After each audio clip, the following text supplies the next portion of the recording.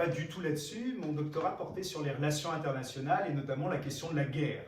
Le retour de la guerre malgré le commerce, malgré la démocratie, etc. Donc ça m'a permis d'être toujours, disons, un peu au fait des questions des contraintes extérieures. L'environnement faisait partie des contraintes extérieures, mais avec beaucoup d'autres choses.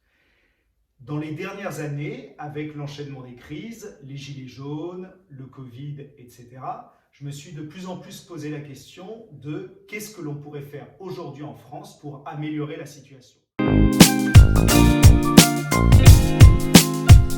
Car le consensus c'est que la situation a plutôt tendance à se dégrader. Et c'est là que petit à petit, en essayant de tenir ensemble les dimensions économiques, sociales, internationales du problème, j'en suis venu à la conclusion que la priorité, disons, nous, en tant que Français, c'est de nous intéresser à la question de la consommation.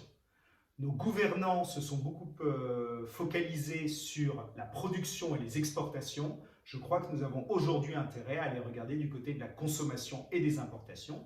Et c'est comme ça que sur le tard, parce que ce n'était pas du tout mes études de départ, sur le tard, je me suis intéressé à cette question de la sobriété et notamment de sobriété matérielle, qui est d'ailleurs un sujet qui est travaillé par des chercheurs depuis bien longtemps en France et à l'étranger.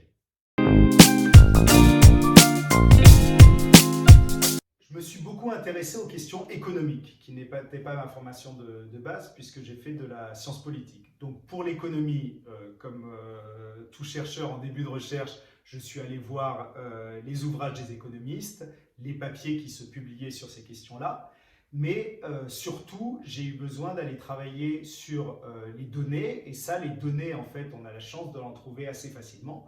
Il y a toutes les données de l'INSEE et les études de l'INSEE qui sont très très riches pour essayer de comprendre, disons, les différentes facettes de la réalité française, et également les données avec les comparaisons que fournit l'OCDE, le FMI, la Banque mondiale, qui permet de remettre, et Eurostat également, qui permettent de remettre les données françaises dans le contexte européen et international.